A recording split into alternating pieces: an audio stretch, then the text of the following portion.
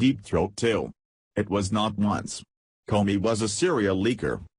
President Trump's legal team is prepared to show a long trail of leaks to the New York Times by former FBI Director James Comey, dating back to at least March.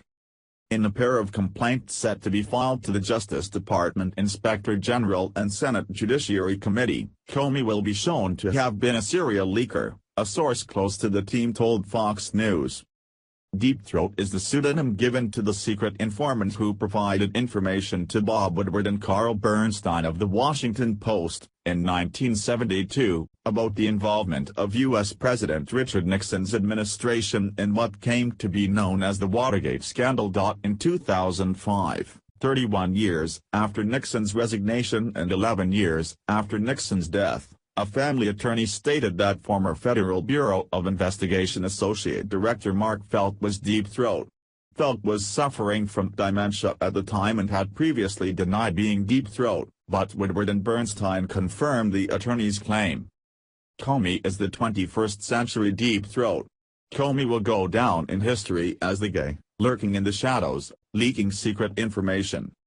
Dating back to January, The New York Times has published confidential information related to Trump and the FBI, mostly sourced anonymously from senior officials in the FBI and DOJ.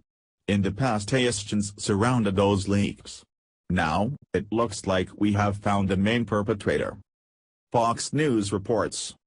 An independent Fox News review of the New York Times reporting dating back to January reveals a host of stories sourced from top FBI and DOJ officials, or those privy to their conversations, that either paint Comey in a positive light or push a message he was unable to personally disclose.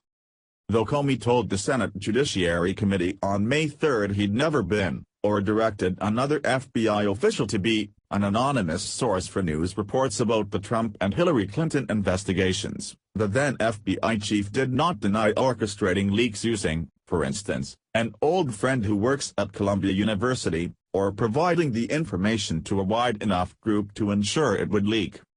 And in reference to a separate case, he acknowledged sending his infamous letter to lawmakers last fall announcing a revival of the Clinton email probe, knowing full well what they'd do. Did I know they were really going to leak it? Of course, I know how Congress works. Comey, who was fired by Trump in May, was open about at least one leak in testimony last Thursday. He admitted to using an ex-U.S. attorney, later identified as Columbia University professor Danielle Richman, to leak to the Times the contents of alleged memos Comey wrote about his one-on-one interactions with Trump.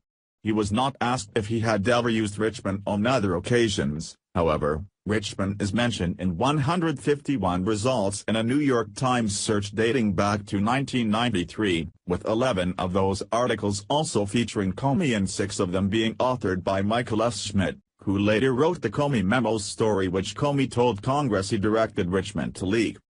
Comey testified that in June, he woke up in the middle of the night and decided he needed to get his side of the story out.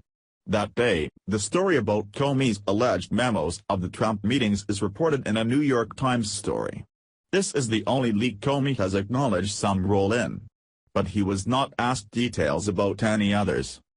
The original deep throat, FBI Deputy Director Mark Felt, had delusions of moving up the ladder to become FBI Director. Did Comey have ambitions to become president? We may never know, as he is now damaged goods. But Comey is definitely not the clean character that he wanted us all to believe. Comey is nothing but a second-rate hoodlum.